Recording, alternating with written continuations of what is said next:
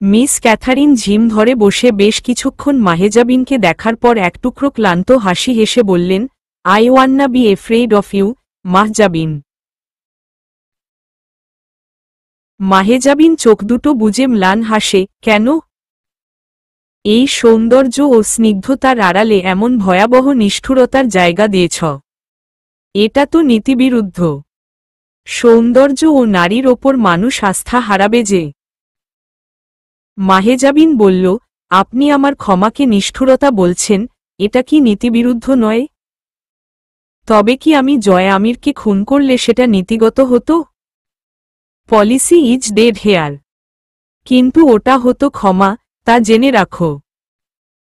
মাহেজাবিন একটু অবাক হবার মতো করে বলে, এটা তো অধর্ম, মাদাম। তুমি যে বারবার বলেছ সবচেয়ে কঠোর সাজার কথা, সেটাই তুমি সাজা মৌকুফের নামে দিলে ওকে। আমি তোমাকে বুঝতে ভীষণ চাপ অনুভব করছি, মাহেজাবিন। তুমি যা বলেছ তাই করেছ। শুধু দৃষ্টিকোণ ঘুরিয়ে নিয়েছ। তুমি বলেছ কখনোই ক্ষমা করবে না, কিন্তু ক্ষমা করে দিয়েছ। অথচ এখানে আমি জয় আমিরকে তোমার দেয়া সবচেয়ে কঠোরতম শাস্তির ঘোষণা শুনছি। এটা কোনো ভিত্তিতে বলছেন, মাদাম? মাহেজাবিন, তুমি জানো, কাঠখড়ি ও কেরোসিনের চেয়ে দিয়াশলাইয়ের দুর্বল ছোট্ট কাঠিটি বেশি ভয়াবহ হয়? জানতাম না। কেননা দিয়াশলাইয়ের কাঠি কেরোসিন ও কাঠখড়িকে পোড়ানোর উদ্দেশ্যে নিজের সর্বস্বকে পুড়িয়ে ছাই করতেও দ্বিধাহীন।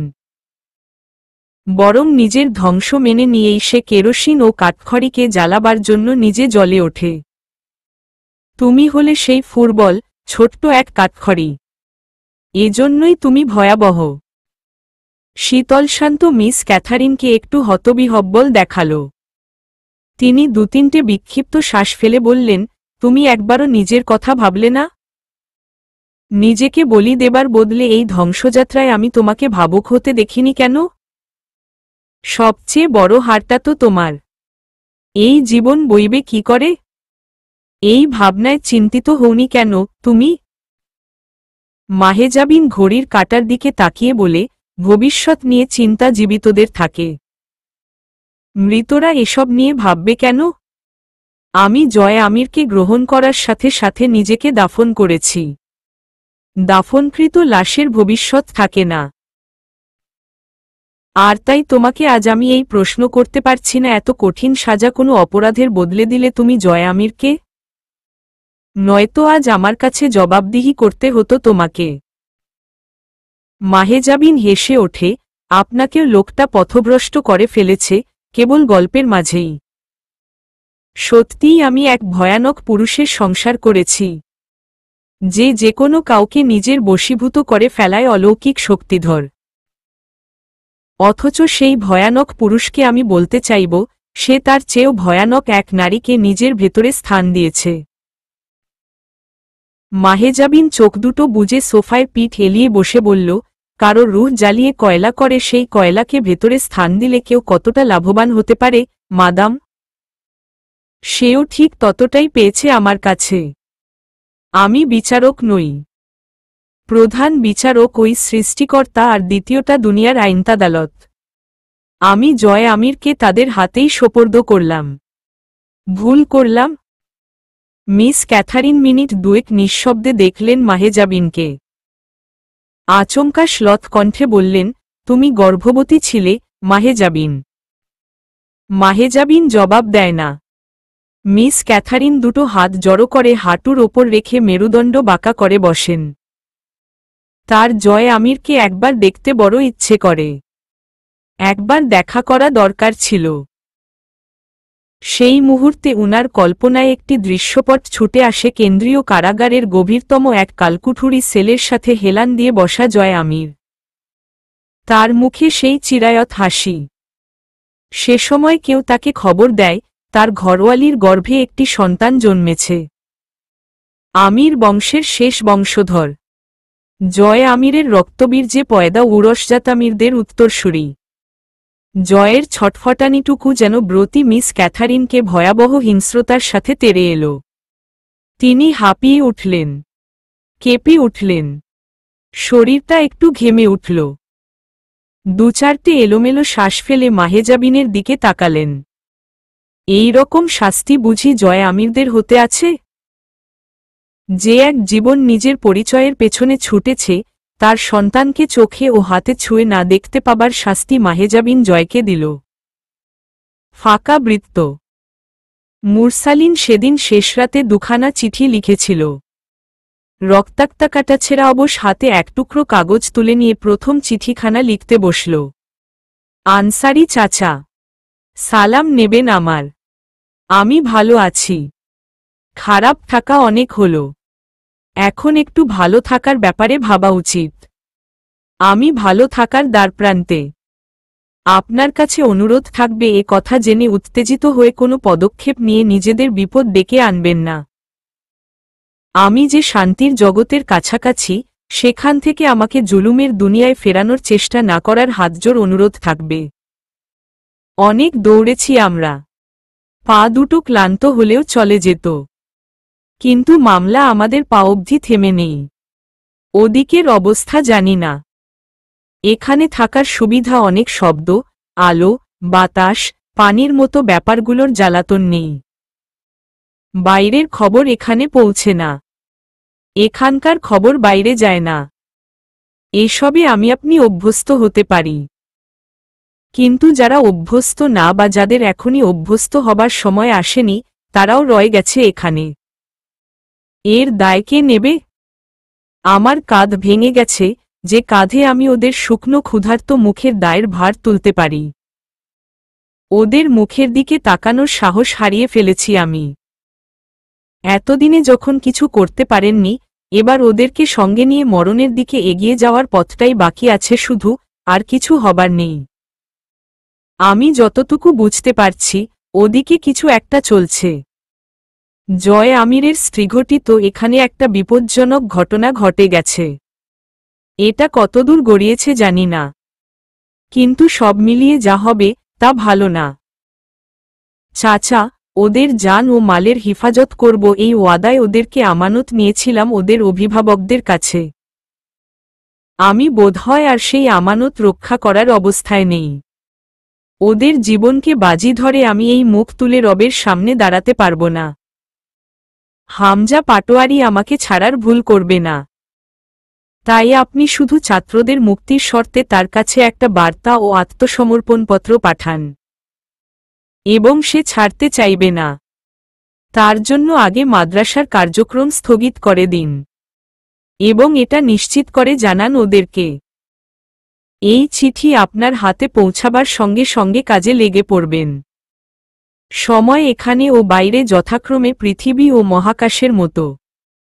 বাইরে 1 ঘন্টা কাটলে এখানে থাকা প্রাণের আয়ু থেকে 1 যুগ করে চলে যাচ্ছে। আর আমার সাধ্যি নেই ওদেরকে ঠেকিয়ে রাখার। এমদাদের পায়ে ইনফ্রাকশন ধরে গেছে। বাকিরা জড় বস্তুর মতো মিথ্যা নিঃশ্বাস ফেলছে। ওর যথাদ্রুত চিকিৎসার প্রয়োজন। এসব উল্লেখ করলাম, যাতে মাদ্রাসার কার্যক্রম বন্ধ করার প্রক্রিয়া শুরু করতে আপনার হাত না কাঁপে। আপনার স্নেহভাজন সৈয়দ মুরসালিন মহান। হাতের আঙুলের ফাঁকে ফাঁকে ছিঁড়ে গেছে, সেসব স্থানে গলিত পুজরক্ত বেরিয়ে এলো দীর্ঘক্ষণ কলম ধরে রাখার ফলে। মুরসালিন দ্বিতীয় চিঠিখানা বাঁ হাতে লেখার চেষ্টা করে। মাংসপেশি ও শারীরিক দুর্বলতায় থরথর করে হাত কাঁপতে লাগল। কয়েকবার কেশে উঠল সে। নাকের কিনারা দিয়ে ঝিরঝির করে রক্ত এলো। মুরসালিন এবড়োথেবড়ো হাতে লেখে, আমার প্রাণপ্রিয় আম্মা, আসসালামু আলাইকুম। চিঠির শুরুতেই আপনার অবাধ্য ছেলের অফুরন্ত শ্রদ্ধা ও ভালোবাসা জানবেন। এ কথা আজ প্রথমবার বলছি, অবাক হয়েছেন? আজ না বললে আর বলার সুযোগ পাবার নিশ্চয়তা নেই। আমি আপনাকে আজ মূর্খের মতো জিজ্ঞেস করব না, আপনি কেমন আছেন। কিন্তু আপনার এখন নিশ্চয়ই জানতে ইচ্ছে করছে, আপনার বদমাশ ছেলে কেমন আছে, কি অবস্থায় আছে। তা আমি আপনাকে শেষে বলবো। এখন তার আগে দুটো কথা বলি। আম্মা, ছোটবেলায় আমি যখন পড়তে চাইতাম না, জেদ করতাম এত কষ্ট করব না, আপনি বলতেন কষ্ট তোকে খোদার নৈকট্য দেবে। ইমানদারেরা পৃথিবীতে সুখ পেতে আসে না, দুনিয়া তাদের জন্য নরক। এর বিনিময়ে তুই পাবি আখিরাতের অন্তত সুখ। বিশ্বাস রাখো, কষ্ট আর সুখ চাকরিক। এখন তুই কষ্টে আছিস মানে সুখ সামনে আসছে। আমি সেই সান্ত্বনায় বড় হয়ে গেলাম, কিন্তু তারও অনেকদিন কাটার পরেও টের পেয়েছি সুখ আসলেই কল্পিত এক তত্ত্ব। মানুষ ওই কল্পিত দিনের আশায় সারাটা জীবন দুঃখকে মেনে নেয় যে এই তো আর কয়েক কদম পেরোলেই সুখ। শেষ অবধি সে যখন অভিযোগ করবে, কই সুখ তো পেলাম না, দুঃখ থেকে মুক্তি তো মিলল না, এই অভিযোগ করার আগেই আল্লাহ পাক মানুষের জীবনায়ু কেড়ে নেন। আজ আমি আপনাকে সেই অনিশ্চিত ধৈর্যই ধরতে বলবো। আপনি বলতেন যার কিছু বা কেউ নেই, তার আল্লাহ আছে। আজ আপনাকে আমি সেই আল্লাহর কাছে সঁপে দিয়ে যাচ্ছি, আম্মা।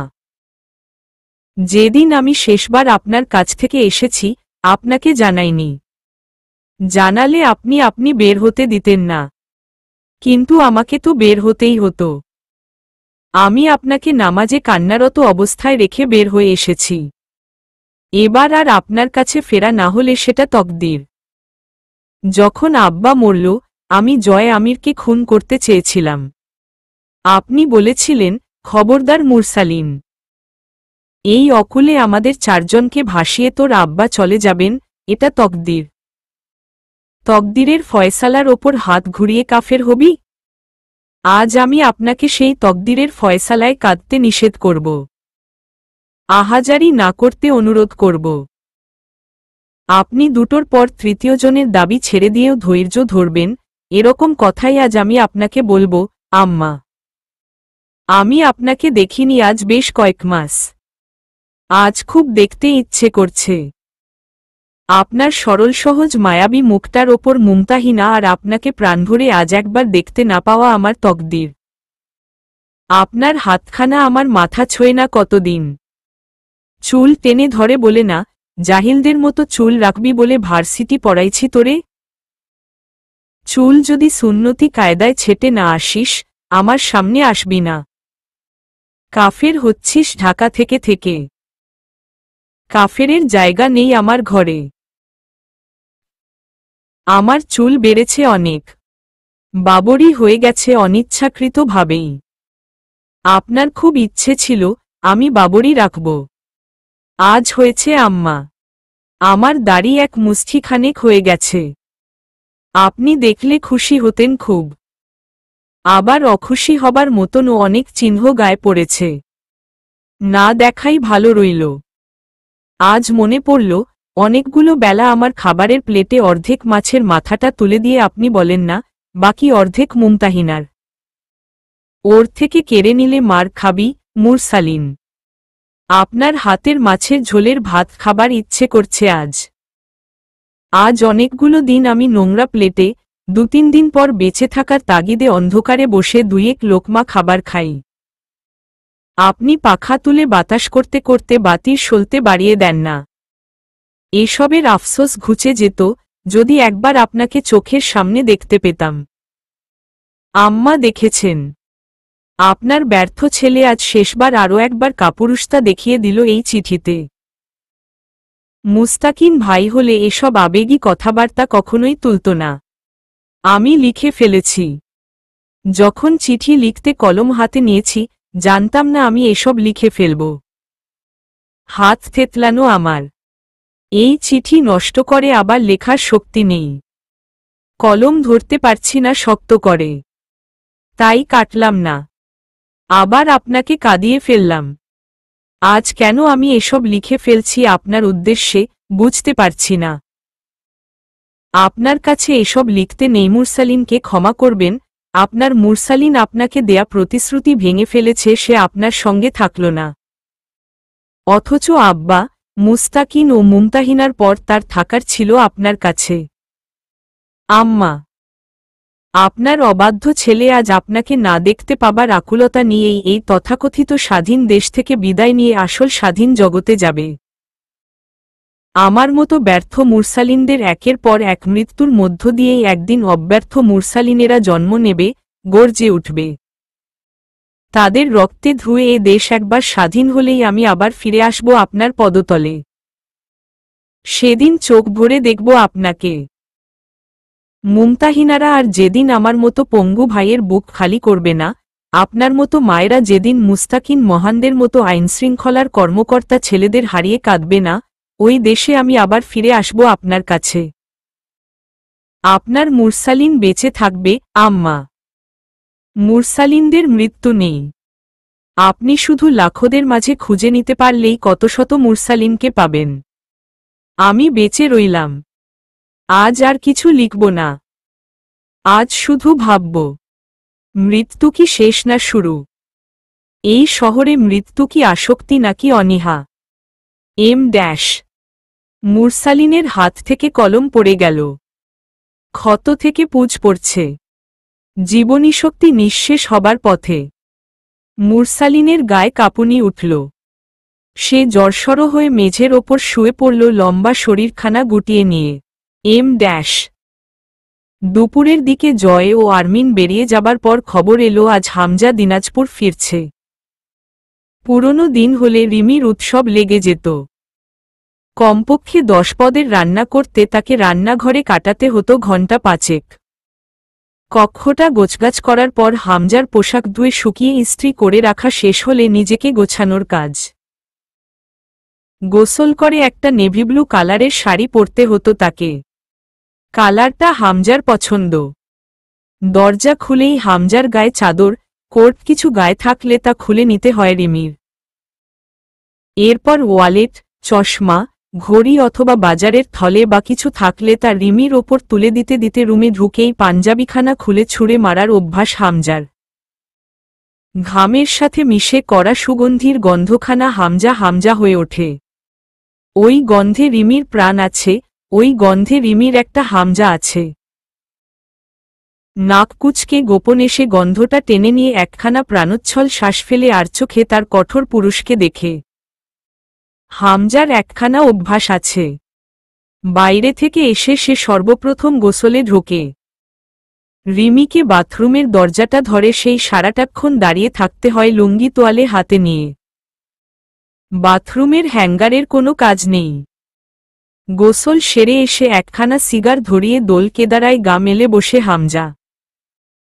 তখন রিমির কাজ তার ভেজা মাথাটা মুছে দিয়ে ক্লান্ত শরীরটা একটু টিপে দেয়া, চুল টানায় সময় মতিভ্রম হলে রিমির আর নিস্তার নেই সেবেলা। এসব আজ স্বপ্নের মতন, যেন আগের জন্মের স্মৃতি সেসব। রিমির নতুন এক জন্ম হয়েছে।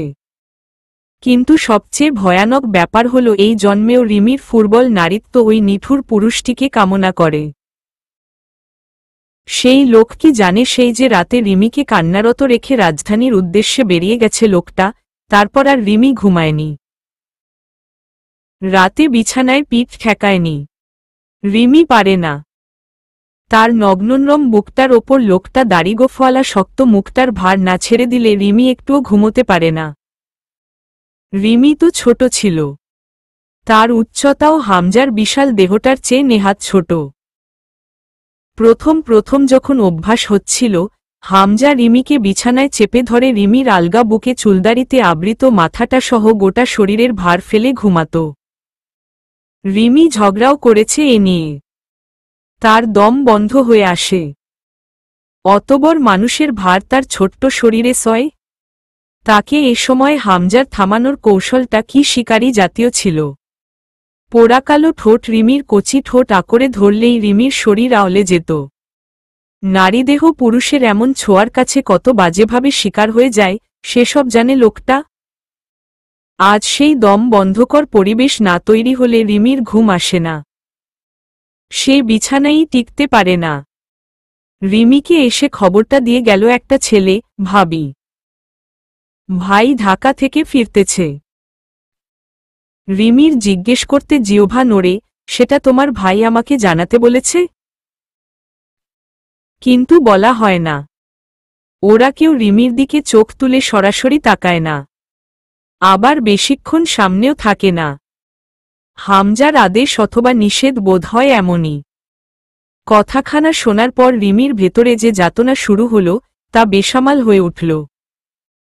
এই সময় রিমির কি করার অভ্যাস? রিমি করছে কি? তরু কোথায়? শাহানা কই?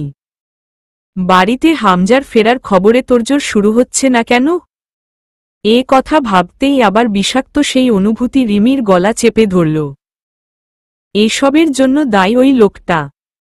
বাড়িটা শ্মশান হয়ে গেছে, যেখানে শুধু নেই নেই আর নেই, প্রাণ নেই। রিমি ছুটে যায় বারান্দায়।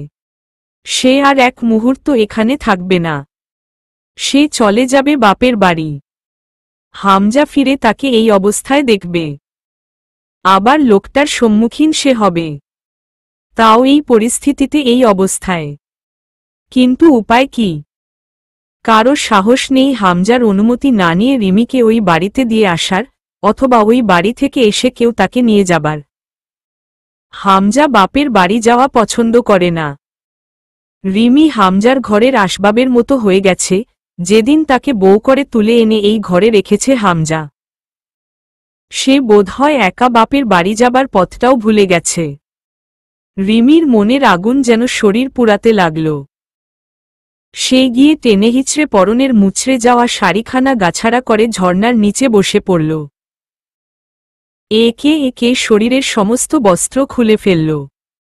তবু শরীরের জ্বলুনি কমে না। রিমি হাত পা গুটিয়ে নিয়ে বসে থাকে ঝর্ণার তলে। হু হু করে কেঁদে ওঠে।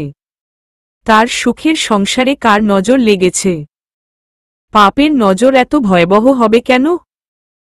রিমির বেহায়া মন তার বিরুদ্ধে গিয়ে জানায় এই মুহূর্তে বোধহয় ওই পাপী পুরুষটা একটাবার এসে বেকুল চিত্তে রিমির দেহখানা নিজের সাথে লেপটে নিলে রিমির এই জ্বলুনি কমে যেত।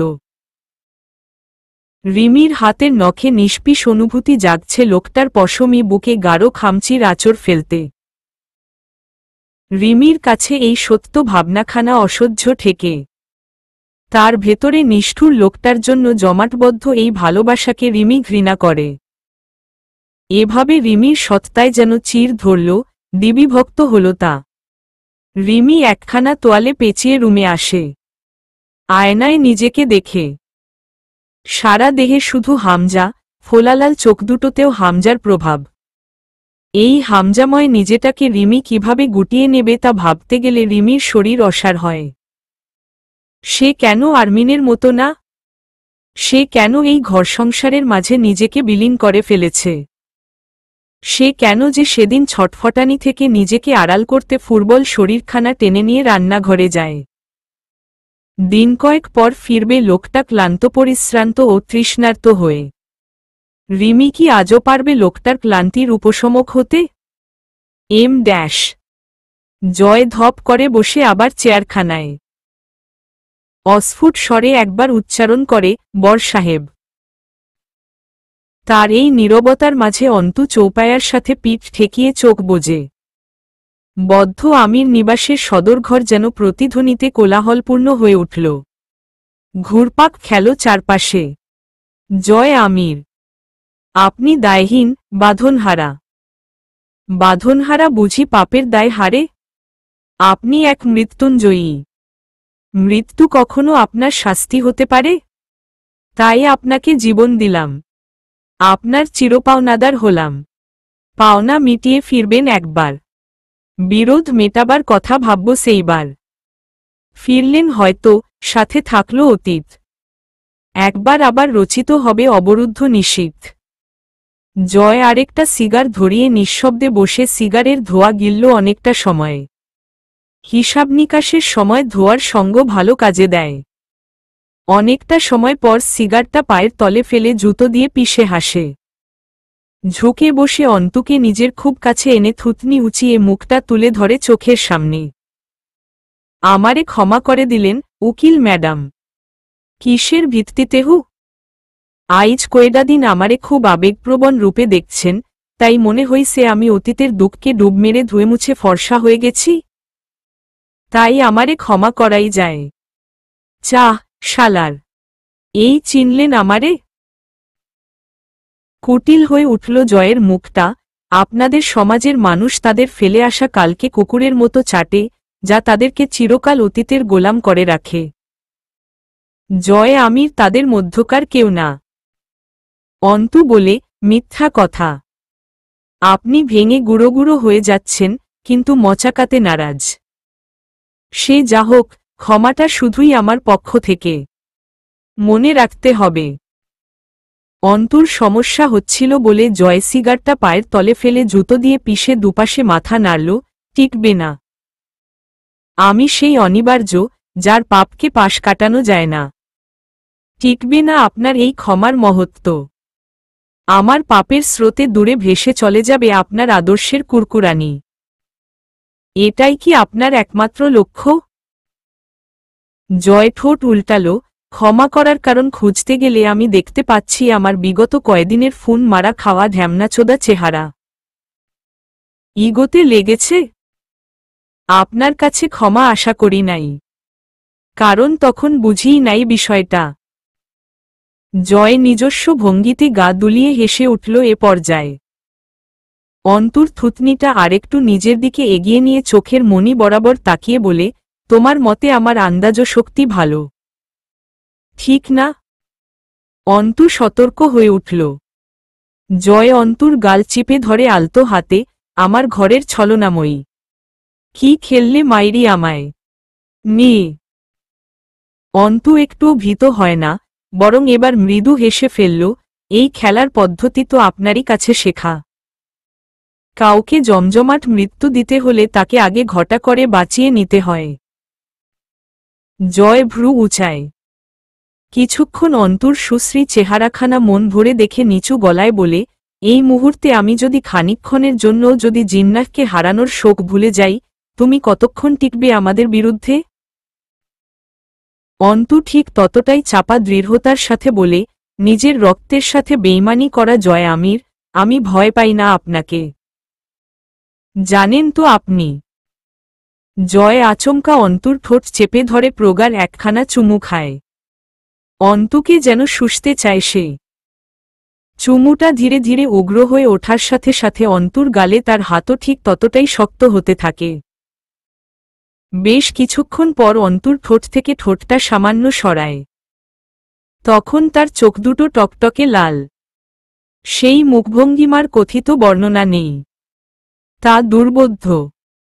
চাপা আক্রোশ জয়ের পৌরুষ কণ্ঠনালীতে কাঠিন্য পেয়ে বেরিয়ে আসে চাপা ধীর আওয়াজে, বেইমানি তোর দক্ষতা, আরমিন। অন্তুর নাক শিউরে ওঠে, সত্যকে অস্বীকার করার মাধ্যমে তা মিথ্যা করার ব্যর্থ চেষ্টা ছাড়ুন। আপনার ভেতরে শিকারীকে এখনো পুজো করার স্বাদ যদি অবশিষ্ট থাকে আপনার ভেতরে, তাহলে আমি বলবো আপনি এই হতভাগা উত্তরাধিকারের যোগ্যই না। জয় নিষ্প্রভ বাঁকা হেসে মাথা দোলাল, এই উত্তরাধিকার আমার সবচেয়ে বড় শিকারী। আমাকে রক্তে চুবিয়ে তুলে স্থির দাঁড়ায় আছে এখনো। মাগার আমারে আর আমার রাখে নাই। তুমি আবার আমায় ভরকাচ্ছ, ডিয়ার। অন্তু এক চিলতে হাসে, ভরকানোই তো কাজ আমার। তবে জেনে রাখুন আপনি যতক্ষণ আপনার দেবতার বিপক্ষে ততক্ষণ আপনি সঠিক পথে। জয় হেসে চোখ মারে, কিন্তু আমি তো ভুল রাস্তার লোক। কথা শেষ করেই পেছনের হোলস্টার থেকে পিস্তল খুলে অন্তুর কোলের ওপর ছুঁড়ে মারতে মারতে উঠে দাঁড়িয়ে দুপাশে হাত প্রসারিত করে নিজের বুকটা মেলে ধরে জয় অন্তুর সামনে। এক কদম করে পেছায়। অন্তু চোখে জিজ্ঞাসা, পিস্তল কেন দেয়া হলো তাকে? জয় জানায়, ওটা এখনই প্রয়োজন পড়বে আপনার, উকিল ম্যাডাম। কাজের চিজ কিন্তু। সামলে। অন্তু বিভ্রান্ত চোখে দেখে জয়ের হাস্যোজ্জ্বল ভয়াবহ রূপ। অন্তু জয়ের সবরকম হাসি চেনে। এই হাসিতে জয়ের সবচেয়ে নিষ্ঠুর হিংস্রতার বহিঃপ্রকাশ ছিটকে আসে। জয় বলে, এখন আমার প্রথম কাজ হল বড়ঘর সাফ করা। বরসাহেবের রক্তের দাম না তুলে আমি তো ঢাকা যেতে পারি না। আফসোস আজ যা হবে আপনার আড়ালে হবে। আপনার সাজা মৌকুফেরই সমান এটা। অন্তুর সারা শরীরটা ঝাঁকুনি দিয়ে শিউরে ওঠে। আব্দুর আহাদের রক্তশূন্য মুখটা অন্তুর বুকের ভেতরটায় এক ধাক্কা মারে। অন্তু উঠে দাঁড়ায়। জয় পুরো হলরুম কাঁপিয়ে হেসে উঠল। হাসির দমকে বদ্ধ চার দেয়ালে প্রতিধ্বনি উঠল। অন্তুকে সে হাততালি দিয়ে উৎসাহিত করে, সাব্বাস ঘরওয়ালি, press the trigger, no tension, মাল লোডেড, জাস্ট শুট। নিজের বুকে একদম হৃদযন্ত্রের ওপরে আঙুল নির্দেশ করে, এই যে এইখান বরাবর। শুট, শুট, নয়তো বড়ঘর কইলাম আজ খালাস। আমাকে ঠেকাতেই হবে আপনার। ইনসাফের পক্ষে 2-4টে খুন জায়েজ, ম্যাডাম। চালান গুলি। জয় আমি রাজতীর্থে যাবে। চালা, আরমিন, গুলি চালা। অন্তুর বুক হাপড়ের মতন ওঠে নামে। তার চোখ জ্বলছে। সে জয় আমিরের কাছে শুধায়, আপনি আমার ধৈর্যের পরীক্ষা নিচ্ছেন? না, ছি। আমি শুধু বলছি আমি অনিবার্য পাপ, যা এড়ানো যায় না, ক্ষমা করা যায় না তা। আমার সামনে মহানুভবতার জায়গা নেই। অন্তু পিস্তল তাক করে ধরে জয়ের কপাল বরাবর। লম্বাদেহী জয়ের কপাল বরাবর পিস্তল তুলে ধরতে অন্তুর হাত অনেকটা উঁচুতে মেলতে হয়। অন্তু দেখতে পায় জয়ের মুখের উল্লাস। অন্তু মাথাটা ঝিনঝিন করে ওঠে। কেউ মৃত্যুকে আলিঙ্গন করতে এত উৎসাহিত হতে পারে? কারো চেহারা মৃত্যুকে সামনে রেখে এত বেপরোয়া হাসিতে মেতে উঠতে পারে? আর সে নিকৃষ্টতম পাপী হয়, তাকে কি অন্তত মৃত্যুর সাজা দিতে আছে? অন্তুর বিলম্ব জয়কে বিরক্ত করে। তার ঠোঁট থেকে হাসি কমে আসে। তার চোখ কথক হয়ে ওঠে। সেই চোখে চোখ রেখে অন্তুর বুকের ভেতর ঝড় উঠে আসে। শ্বাসপ্রশ্বাস গতি হারায়। অন্তুর গলার মাংসপেশি অস্বাভাবিক হারে থরথর করে কেঁপে ওঠে। তার চোখ দুটো জ্বলে। জয় চোখে চোখ মিলিয়ে শুধায়, আপনার চোখে একখানা পটি বেঁধে দেব? জয় আমিরের চোখে তাকিয়ে তার বুকে গুলি চালানো সহজ না, ম্যাডাম।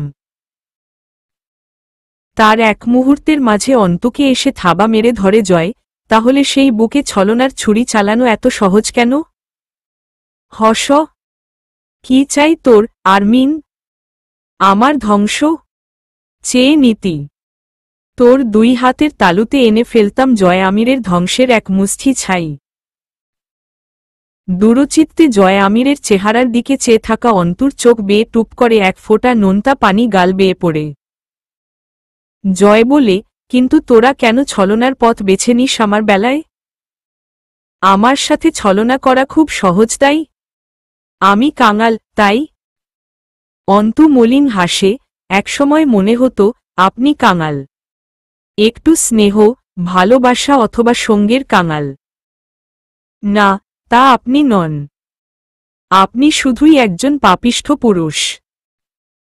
জয় হাত শিথিল করে হাসে, স্নেহ আমি চাইছি এই আমির জন্য। কিন্তু আপনাদের সমাজে এই জয়কে ভালোবাসার নিয়ম নাই। আমাকে ভালোবাসার কথা আইলে শর্ত উঠছে আমার বদলে যাবার। তখন বুঝছি, ওই ভালোবাসা নিঃস্বার্থ, নিঃশর্ত না, অথবা এই জয় আমিরের জন্যে না। তার মানে ভালোবাসা পাইলে পাবে ওই বদলে যাওয়া শালা। এই আমি খালি শাস্তি পাবার যোগ্য। Shoot me. জয় অন্তুকে ছেড়ে আবার একটু দূরত্ব বাড়িয়ে পিছিয়ে যায়। অন্তুকে উৎসাহ দেয়, আইজ হয়তো তুই আমার রক্ত ছুঁয়ে দেখবি, অথবা ওদের রক্তে তোকে গোসল করাবো আমি। অন্তু পিস্তলের তাক নামিয়ে জয়ের হাইবুটের ওপরে গোড়ালির দিকে তাক করে। জয় শব্দ করে হাসে। হো হো করে হাসে অন্তুর নীরব আগ্রাসন দেখে। কিন্তু অন্তু গুলি চালায় না। জয় পেছাতে পেছাতে সদর দরজায় ঠেকে।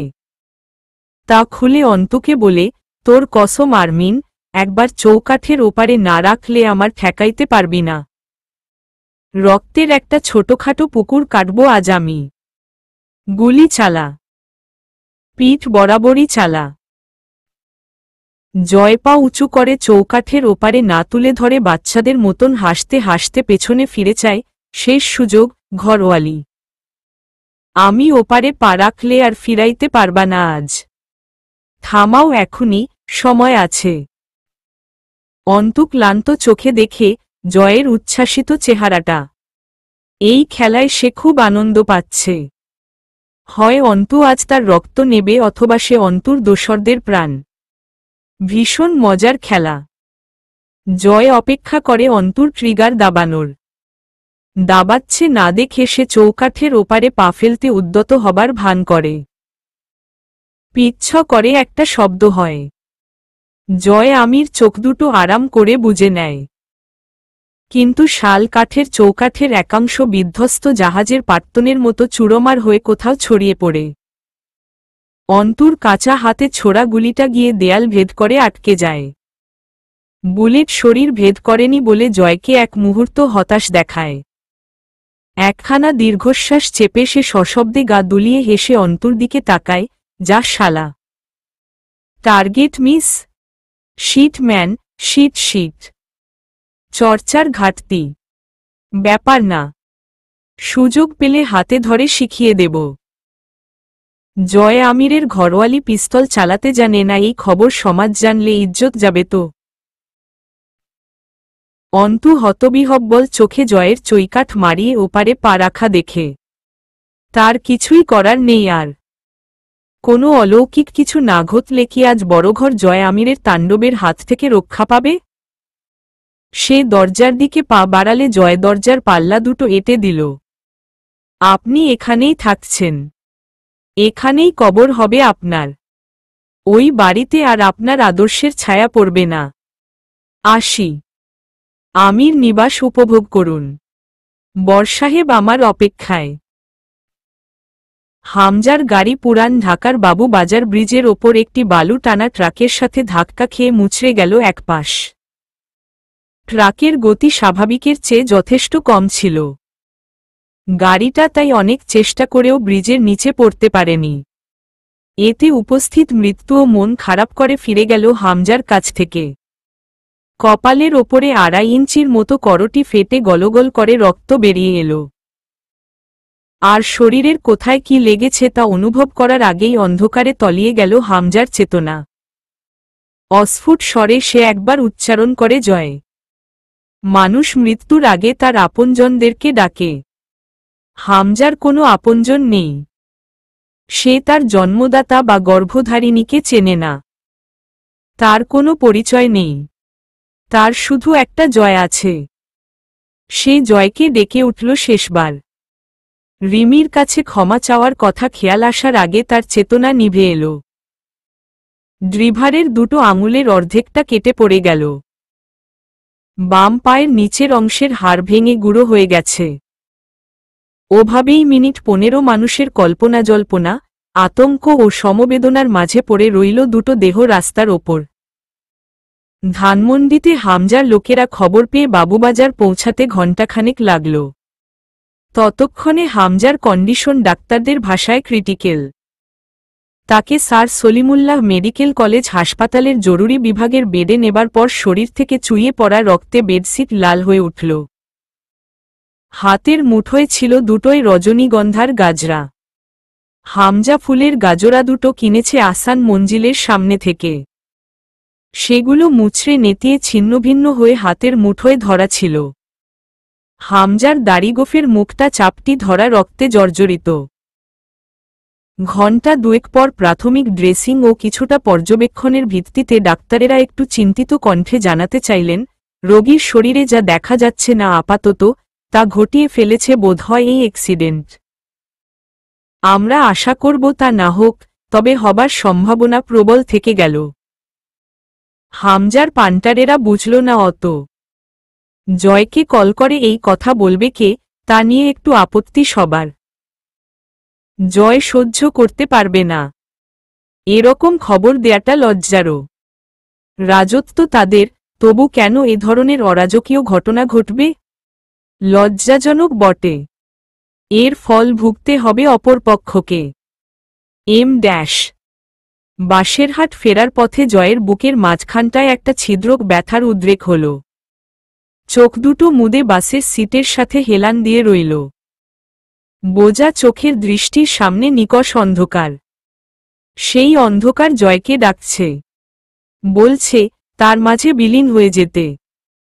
সেই ডাকে সাড়া দিয়ে সে কতক্ষণ ওভাবে দম আটকে বাসের সিটের ওপর পড়েছিল জানা নেই। যখন সে চলমান জগতে ফিরল, হৃদযন্ত্রের স্পন্দন স্বাভাবিক মাত্রা পেল, তখন বাসের কন্ট্রাক্টর তাকে এক নাগারে ডাকছে। অর্থাৎ তাকে বেশ অনেকক্ষণ যাবৎ ডাকা হচ্ছিল। বাস থেকে নেমে রাস্তায় হাঁটতে হাঁটতেও সে একবার দম আটকে বসে পড়ল রাস্তার কিনারে মাটির ওপর। হামজাকে রক্তাক্ত অবস্থায় দেখতে যাবার পথে তার পায়ের গতি শ্লথ হচ্ছে।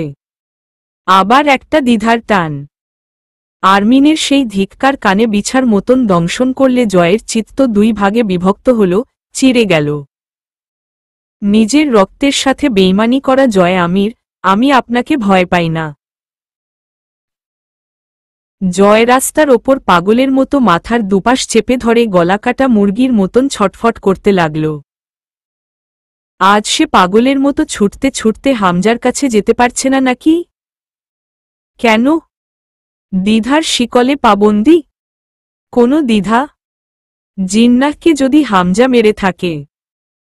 জয়ের মনে হল তার দেহটাকেও দুই ভাগ করে ছিঁড়ে ফেলা হচ্ছে। জানত বার্তনাদে গুমড়ে উঠল ফুটপাতের ওপর পড়ে। বাসের ভেতরে তো সে অজ্ঞান হয়নি, তাহলে এতদূর যাত্রা করল, গন্তব্যে এসে বাস থামল, তাকে ডাকা হল, সে টের পেল না কেন? সে কোথায় ছিল? মৃত্যু এসেছিল? সে সবসময় দুটো সিট ভাড়া করে বাসে ওঠে। তার পাশের সিট খালি ছিল। মৃত্যু কি এসে আজ সেখানে বসেছিল তার কাঁধে কাঁধ মিলিয়ে? তাহলে সঙ্গে নিল না কেন? আর কত ছলনা করবে সে জয়ের সঙ্গে? বাড়ির সীমানায় ঢোকার আগেই সে অভ্যস্ত রূপে ফিরল। জয়কে দেখে ছেলেরা ওকে ঘিরে ধরে হুটোপাটা লাগিয়ে দিল, ভাই ভাই ভাই ভাই রব উঠে গেল। হামজা ভাই হাসপাতালে। কি ভয়াবহ খবর! তাদের রক্তে আগুন লেগে গেছে। কার এমন দুঃসাহস? রাজত্ব তাদের, সেখানে থোড়াই তারা আর কারো সামান্য নাচাকুদাও করবে। আর তো স্বয়ং হামজা ভাইয়ের ওপর হামলা। রক্তের ওপর সেতু তৈরি করা হবে, সেতু। জয় হাসল, এত খেপছিস কেন তোরা? কঞ্চির খোঁচা খাইলে পরে চাপ্পড়ের কোপ লাগানো কমবেশি জায়েজ মনে হয়। মেলাদিন সব চুপচাপ ছিল, আমি ঠিক এনার্জি পাচ্ছিলাম না হাত গরম করার। আক্রমণ পাপ, প্রতিক্রিয়া বৈধ। ড্যাগ নামায় আন। পিকনিক হবে আজ। ডিজে লাগা, পাড়ার লোক যাতে ঘুমাইতে না পারে আর মিউজিক ছাড়া অন্য কোনো আওয়াজও না শোনে। শেষ রাতে রওনা দেব ইলা রাজধানী। জয় বাংলা। ইশারায় রতনকে একটু একান্তে ডেকে বলল, আমার ভাই বিরাদাররা লাস্ট কবে মাংস খাইছে রে? ওই কুত্তাগুলা, ভাই। কুত্তা কি রে শালা? মেহমান ক মেহমান। জয় এক একে বোতাম আলগা করে গায়ের শার্টটা খুলে ফেলল। গরম লাগছে। খালি গায়ে শুধু তার লকেটওয়ালা চেইনটা বুকের ওপর পড়ে রইল। রতন খুব উৎসাহের সাথে জানায়, আপনের কথা মতন ওগরে 2-3 দিন পর খাওন দেই। আইজ 4 দিন ভুখা শালারা। সামনে আস্ত হাতির বাচ্চা পাইলেও খাইয়া লাইব। So sad, Ratan. হাতির বাচ্চা না, আস্ত একটা হাতি খাইয়া লাইব এই আশা ছিল আমার। তুই হতাশ করলি রে আমায়। এই জন্য পরের জন্মে তুই বান্দর হয়ে জন্মাবি। তোর পাছা হবে জবা ফুলের মতন লাল টকটকে। ফু। রতন বিভ্রান্ত হয়ে পড়ল। জয়ের ফুক কতটুকু কাজে লাগার মতো তা রতন জানে না, কিন্তু টেনশন হচ্ছে খুব। জয় ওয়ার্কশপের অফিস রুমে ঢুকল। দুটো ছেলেকে ডেকে নিয়ে 5,000 টাকা ধরিয়ে দিয়ে বলল, প্যাকেট কয়েক মোমবাতি, চার্জার লাইট আর খাবার কিনে নিয়ে আমার বাপের গেড়ে যা। রতন জিজ্ঞেস করে, ভাবিরে রাইখা আইছেন ভাই? আম্মা ডাকবি, আম্মা। ভাবি শব্দটা ভালো না। রতন আপত্তি করল, ভাই ভাবি কেমনে আম্মা হয়? আপনি আমাগোর ভাই, ভাইয়ের বউ ভাবি লাগে ভাই। জয় চোখ তুলে তাকায়, তাইলে আমায় অহন থিক্কা আব্বা ডাকবি। রতন শুকনো মুখে ঘাড় চুলকাল। জয় বলে দিল, বাড়ির বাইরেই থাকবি 2 জন। 2-4টা শাবল ছোড়া হাতের কাছে রাখিস। ভেতরে ঢোকার কথা ভাবিস না।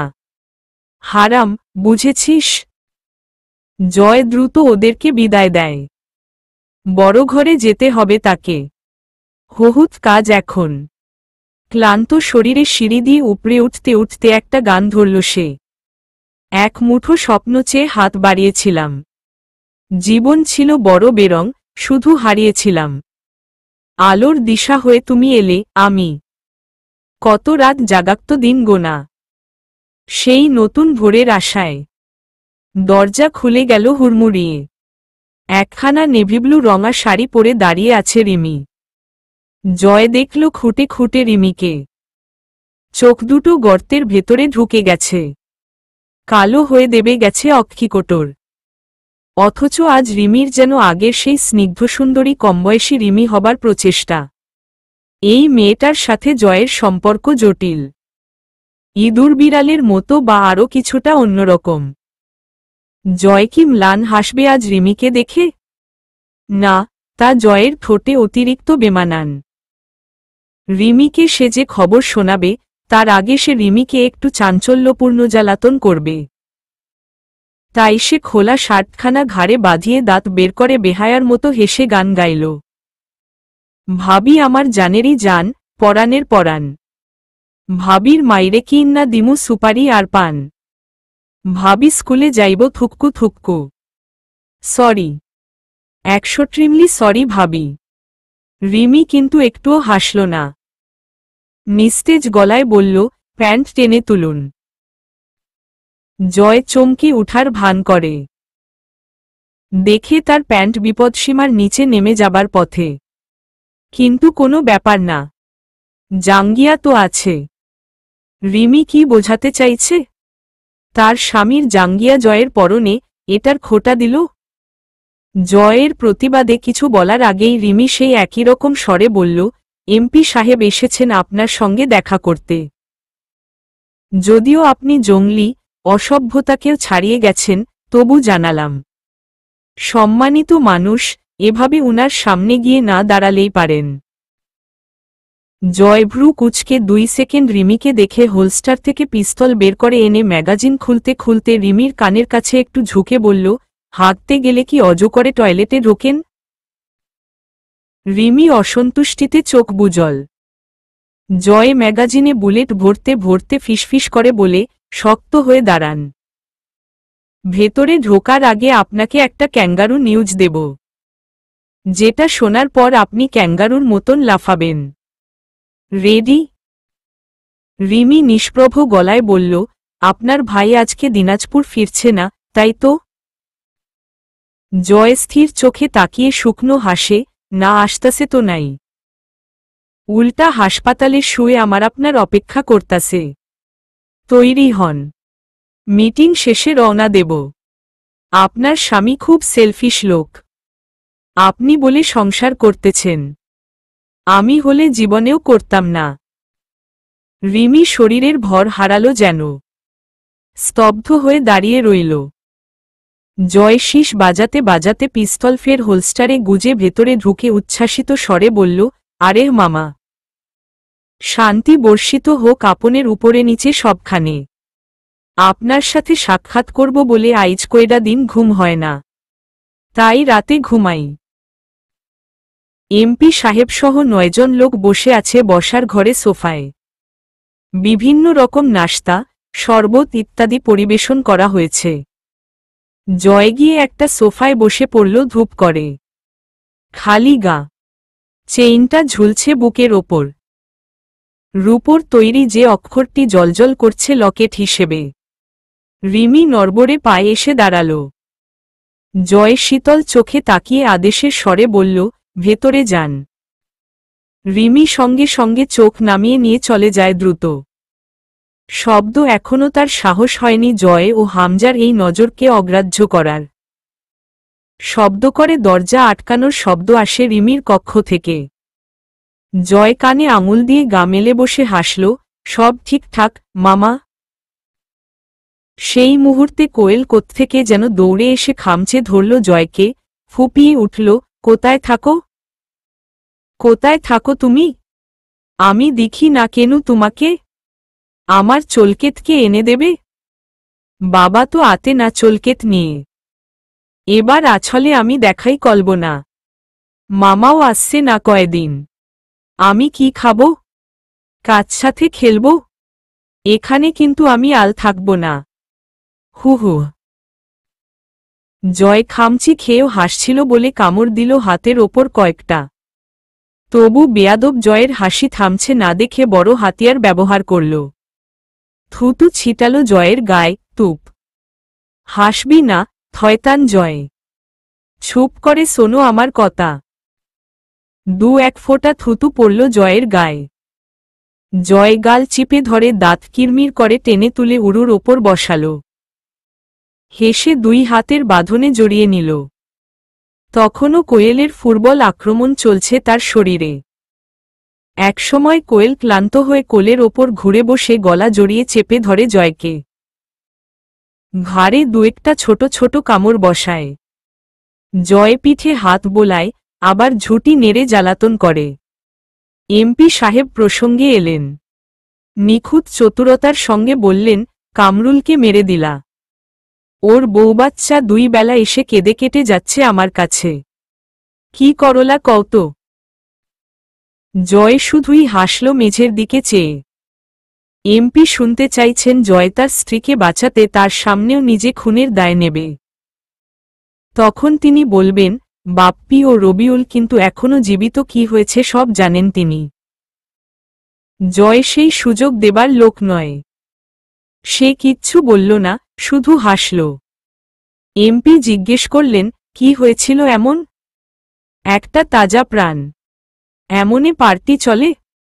কামরুলরে মারছিস কেন তুই? বাপ্পি আর রবিউল কয় নাই?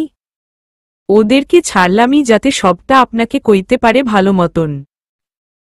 এমপি সাহেব জয়ের জাদ্রেল্পনায় ক্রূর নজরে দেখলেন একবার ওকে।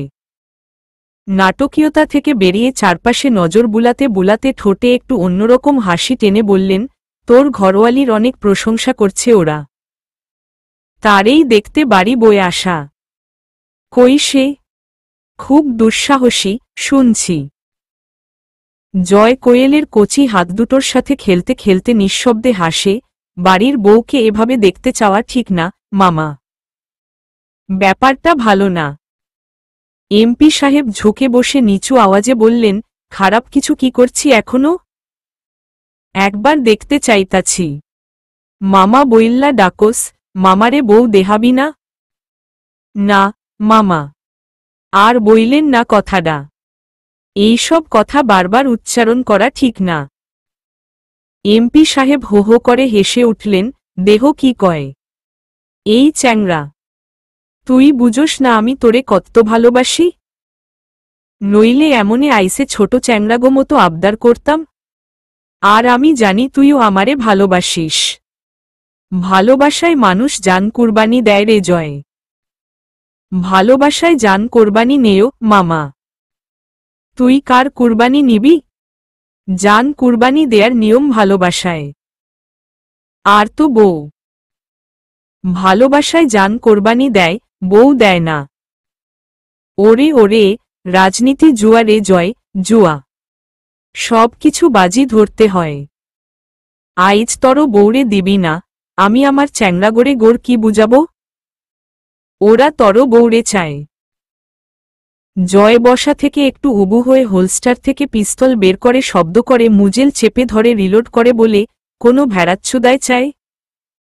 কার মরণের চুলকানি উঠছে, মামা? কয়জনে মারবি তুই? বউ চায় কয়জন? হেসে মাথা দোলান এমপি, জয় রাজনীতির সবচাইতে বড় নীতি হইল গিয়া দুনিয়ার সব জাহান্নামে যাক তবু দলের সাথে বেইমানি করা চলব না। রাজনীতির সবচাইতে বড় নীতি হইল নীতির খেলাপি। জয়, দলের এক চ্যাংড়া মরছে, তুই জয় না হইলে কি হইত কত, আব্বা? তোর এই বাড়ি এতক্ষণ খাড়া থাকতো এমনে? তুই জিন্দা থাকতি? অথচ আমি তোর সাথে দেখা করতে আইছি। আলাপ আলোচনা করে কি হয় করা যাবে। জয় ঠোঁট বেঁকিয়ে হাসে, আমাকে আপনার দরকার মামা। আপনি জানেন আমি কি। কিন্তু আমার আপনাকে দরকার নাই। অবশ্য কথা আলাদা যদি কামরুল আমার চাইতে বেশি। না না না, ও কথা মুখেও আনিস না, আব্বা তুই আমার। আপনিও আর মুখে আইনেন না আপনার ওই কথা। এমপি সাহেব মুচকি হাসলেন। তিনি কি জানতেন না জয়ের সাথে আলাপ করে কি হবে? সব জানা তার। তিনি মাথা দুলিয়ে হেসে জয়ের কাঁধ চাপড়ে সাব্বাসি জানিয়ে বললেন, আমার বাঘের বাচ্চা, তুই জয়। আমার ছেলে তুই। তোর কথাই রইল, যা। তুই যখন চাস না, আমি বৌমারে কোনোদিন দেখতেও চাইব না। কিন্তু এখন যা বলবো, তা যে তোরে করতে হইব, আব্বা। জয় হ্যানা কিচ্ছু বলল না। কোয়েল বোধহয় ঘুমিয়ে পড়বে অল্পক্ষণের মধ্যে। সে পরম স্নেহে কোয়েলের পিঠে হাত বুলাতে লাগল। দুটো চুমু খেল। এমপি সাহেব সুধান, কই থেকে আসতেছিস? এক কাস্টমারের বাড়ি গেছিলাম মাল পৌঁছাইতে।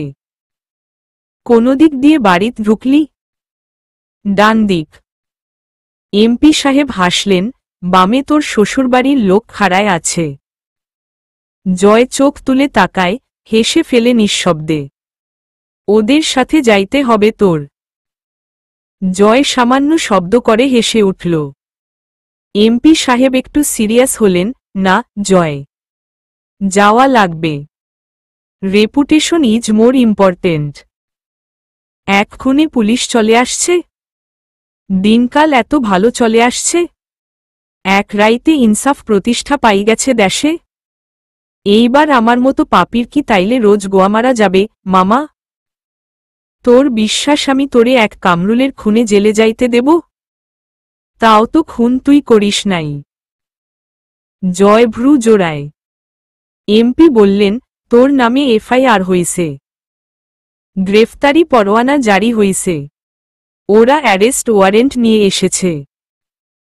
তাইলে দূরে দাঁড় করায় রাখছেন কেন? ছি, আমার আত্মীয় তারা। আমার বাড়ির কাছে এসে এভাবে বিনা আপ্যায়নে ফিরে যাবে না। রতন, কাউসার আমার মেহমান আসছে, ভিতরে ডাক। ওরা আজ ফিরে যাবে না, জয়। তোকে সাথে নিয়েই যাবে। শোন আমার কথা একটু ঠান্ডা মাথায়। জয় শান্তচিত্তে মাথা দোলায়, ওদেরকে আসতে বলেন ভেতরে। চানাস্তা করুক। পাটোয়ারি বাড়ি ওদের নিজেরই বাড়ি। দুপাশে মাথা নাড়েন এমপি, এক রাত হইলেও সেলের ভেতরে থাকা লাগবে তোর। তোর মনে হয় আমি তোরে বেশিদিন ভেতরে থাকতে দেব? অন্তত একটা ফটো তোলা অবধি ভেতরে যাওয়া লাগবে। এক সেকেন্ডও না। আমি রাজধানী যাব। বরসাহেব হাসপাতালে। অলরেডি ঘণ্টা 6 ওভার। এমপি একটু হাসলেন, আমি অপেক্ষা করতেছিলাম সংবাদটা তুই কখন দিবি আমারে। দিবি কি না? জয় সেসব অগ্রাহ্য করে রিমিকে ডাকল, ভাবেই। আপনি রেডি? মামা, আমি বড় ঘরে যাব। গেলে চলেন। মিনিট 20 কাজ আছে। এখন না, জয়। আগে ঘুরে আয়। তারপর সেসব তো তৈরি করা লাগবে। এখন আর পাপের বোঝায় নতুন ভার চাপাস না। জয় উঠে দাঁড়াল। এমপি সাহেব হাত চেপে ধরে বসান, শোন, তোর রেপুটেশন নষ্ট হলে তুই শেষ। জোর করে তুই পাবলিককে হাতের আন্ডারে রাখতে পারবি ঠিকই, তবে বেশি দিন না। জনগণের ভেতরে বিদ্রোহের পোকা বেশি থাকে। Reputation is the pillar of politics. আমার রেপুটেশন নষ্ট হবার চান্স নাই, মামা। কারণ জয় আমিরের রেপুটেশন কোনোদিন ক্লিন ছিলই না। আপনি কইতে চাইতাছেন আমি সেলের পেছনে দাঁড়াবো, শালা সম্বন্ধীরা দাঁত বাইর করে আমার ফটো তুলবে? তা কাইল সকালে নিউজ ফ্রন্টলাইন হবে দিনাজপুরের একজন বিশিষ্ট ছাত্র সভাপতি হোগা মারা খাইছে। মামা পাগল হওয়া যাবে না, পাগল হলেই সমস্যা। কার এত সাহস? আমি না চাইলে কেউ তোর ছবি ছাপাবে না। কোনো টিভি চ্যানেলে দেখানো তো দূর। চলেন বড় ঘরে যাই, ঘুরে আসি একবার। ওসব প্যাচাল বাদ। খুব বেশি দরকার পড়লে সরাসরি ক্রস ফায়ার করতে বইলেন। বন্দিত্ব আমার পোষায় না, হোক সে 1 রাত অথবা 1 সেকেন্ড। তুই জানিস কি হইছে? তুই যতটা সহজভাবে নিচ্ছিস ততখানি সহজ নাই ব্যাপার। বিরোধী দলের একজন সিআইডি অফিসার তোমার পেছনে পড়ে আছে। ভাব এবার তেরামি করলে থাপ্পড় মারব একটা কান বরাবর। সে কে? একবার দেখা হলো না তো? একটা কোলাকুলি তো অন্তত করা দরকার। বাহাদুর অফিসার, আমার হেফাজতে আছে। আমি কতক্ষণ ঠেকাবো তাকে? তুই রিসেন্ট নয়ডা মার্ডার কেসের সাসপেক্ট আর কয়েকটার প্রমাণ সিআইডির হাতে। পাগলামি তুই করতেছিস? আচ্ছা, জেলে যাওয়াটা খারাপ কিছু না। বরসাহেবকে নিয়ে দিনাজপুর ফিরি, তারপর 2 দিন বনভোজন করে আসব শ্বশুরবাড়ি। কোনো সমস্যা নাই। জয়, কথা বেশি বলা ভালো না। তোর দলের এক চ্যাংরা, কি জানি নাম, ওইডা তো পুলিশ কাস্টডিত। কবির, আইজ রাইত্রে যাবি, কাল সন্ধ্যা হইতে না হইতে 24 ঘন্টার আগে তুই সহ সেও খালাস। তারপর বড় ঘর সাফ করাও লাগবে। তোরে জেলে রাখলে আমার চলবে? জয় চুপচাপ কোয়েলকে নিয়ে উঠে গিয়ে তুলির রুমের বিছানায় শুয়ে দিয়ে এলো। রিমির দরজায় নক করলে রিমি দরজা খুলতে দেরি করে। সে অপেক্ষা না করে নিজের রুমে ঢোকে। আলমারি খুলল। তার ও হামজার রুমের দুটো আলমারি দুটো কাস্টমাইজ সিস্টেমের। নিচের দিকে লকারের নিচে আলাদা আরেকটা সেকশন আছে। সেখানে অস্ত্র রাখার হোল্ডার ছাড়াও আরেকটা ইন্টেরিয়র আছে। সেখানে তার বেশ কিছু প্রিয় ছোট বড় অস্ত্র রাখা থাকে। সেখান খুব আশ্চর্যজনকভাবে একদম অন্যরকম একটা জিনিস রাখা আছে, একটা সাদা গোলাপি রঙা ওড়না। সে সেটাই আগে বের করে কাঁধে ঝুলিয়ে নিল। এরপর লকার খুলে 3 বান্ডেল টাকা বের করল। 1,50,000 হবে। তার রুমে এতটুকুই আছে। এরপর নতুন একটা সিগারের প্যাকেট, দুটো ছোট ছোট ছোরা ইত্যাদি প্রয়োজনীয় সরঞ্জাম নিল। শেষে একটা নতুন শার্ট গায়ে দিয়ে রিমির কাছে গেল। রিমির চোখমুখ বদলে গেছে। এমনিতেই প্রাণ ছিল, এখন প্রেতাত্মার মতো নিথর লাগছে। জয় এক টুকরো শুকনো হেসে বলল, ঘরে মাল আছে কত? রিমি আলমারি খুলে দিয়ে সরে দাঁড়ায়। জয় আরও কয়েক বান্ডেল নিল সেখান থেকে। রিমিকে বলল, তুলিকে সাথে নিয়ে যাবেন আপনি? রিমি আতকে ওঠে, আপনি সাথে যাবেন না? জয় হেসে ফেলল, বাপরে, এমন ভাব করছেন যেন আমার সঙ্গ আপনার জন্য খুব নিরাপদ, আরামদায়ক। ভুলবেন না, ভাবি দেবর হিসেবে আমি আপনি দুঃসম্পর্কের লোক। আমদের বনিবনা ভালো না। রিমি ব্যাকুল স্বরে বলে, রসিকতা করবেন না, গা জ্বলে আমার। আপনি সাথেই যাবেন? কি বাণিজ্য পড়ে গেছে এমন? আপনি এখনই যাবেন? আমি? না, আমি পরে আসব। আপনারা যাবেন, আমি ব্যবস্থা করে দিয়েই মরব। এইটাই তো ডিউটি জয়ের। রিমির কি গলা ভেঙে এলো? সে কেমন যেন জয়ের কাছে নিজেকে ঢেলে দিল। আজ আপনার কতটা দেরি হবে? বেশি দেরি না হলে আমি অপেক্ষা করব। কার সাথে যাব আমরা আপনি ছাড়া? আমি চিরকাল থাকব না আপনাদের সবাইকে টেনে নিয়ে বেড়ানোর জন্য। আমি ছাড়া চলতে শেখেন। উপকার আপনাদের। কোনো সমস্যা হবে না। বিশ্বস্ত লোক নিয়ে যাবে। আকুতির মতো শোনায় রিমির স্বর, তা গলা থরথর করে কাঁপে। আপনার ভাই আপনাকে না দেখলে আরও অসুস্থ হবে। জয় অদ্ভুত হেসে বেরিয়ে যায়। রিমির কেমন একটা অস্থির লাগল। রিমি হু হু করে কেঁদে উঠল আবার। জয়কে তার চিৎকার করে ডাকতে ইচ্ছে করে। বিয়ের পর সবচেয়ে বেশি লড়াই সে যে লোকটার সাথে করেছে সেই লোকটা তার দ্বিতীয় ভরসাস্থল। তার স্বামী হাসপাতালে, জানা নেই কি হাল। রিমি এই চলতি পথে কি করে নিজেকে সামলাবে যদি জয় আমির সাথে না থাকে, ধমকে চুপ না করাই। কিন্তু জয়ের হাতে সময় নেই। তাকে প্রস্তুত দেখে এমপি সাহেব বড় প্রসন্ন হলেন। তার এক ইশারায় মিনিট কয়েকের মধ্যে বৃষ্টির মতো ঝমঝমিয়ে আইন কর্মকর্তারা এসে ভরে গেল পাটোয়ারি বাড়ির ড্রয়িং রুম। এরা কোথায় ছিল এরকম জটলা বেঁধে? সে এতটাই আনমনে, ভাঙা চিত্তে ঘোড়াহাট থেকে ফিরেছে, তার চতুর চোখ দুটো নিমজ্জিত ছিল তখন অন্য জগতে। এমনকি তার ছেলেরাও কিছু টের পায়নি। জয় কিছু বোঝে, একটু দ্বিধায় পড়ে, তারপর মাথা ঝুঁকিয়ে হাসে। একজন হাতে হাতকড়া পরাতে লাগল, আরেকজন তল্লাশি শুরু করল। পিস্তল, ছোড়াসহ বেশ কিছু অস্ত্র এক নিমেষে বেরিয়ে এলো। জয় সিগারের প্যাকেটটা নিতে দিল না। এমপি সাহেব কপাল টিপলেন। একটুও ভয়ডর নেই কোথাও। জয় তার কাছে এক রত্ন বৈকি। তবু টাকাগুলো কর্মকর্তাদেরকে অবাক করল। জয় বলল, ওইগুলা সাথে নেন, আপনাদের জন্যেই। তোহফা তোহফা। পকেট গরম তো মন নরম। ঠিক না, স্যার? ইন্সপেক্টর কটমট করে তাকায় এমপির দিকে। এমপি চোখের ইশারায় থামান। রিমি ও তুলি হতবাক হয়ে দাঁড়িয়ে রইল। রিমি অন্তত কখনো এ বাড়ির কাউকে পুলিশের হাতে যেতে দেখেনি। সে বুঝতে পারে না এসব কি হচ্ছে। তার স্বামী কি ফুটবল হয়ে পড়েছে? কি থেকে কি হচ্ছে চলছে? রহস্যময় লাগে তার, সাথে ভয়াবহ। ছেলেরা বাখিন হয়ে চেয়ে রইল। হাত কিরমির করছে কেউ কেউ।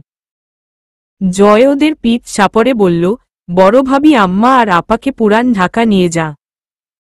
আমি আসছি। মামা, একটা গাড়ি দেন ওদেরকে। এমপি বাধ্য ছেলের মতন তীব্র বেগে মাথা নাড়ে, ওসব চিন্তা তোর কেন? ওসব আমার জিম্মা। চলবে।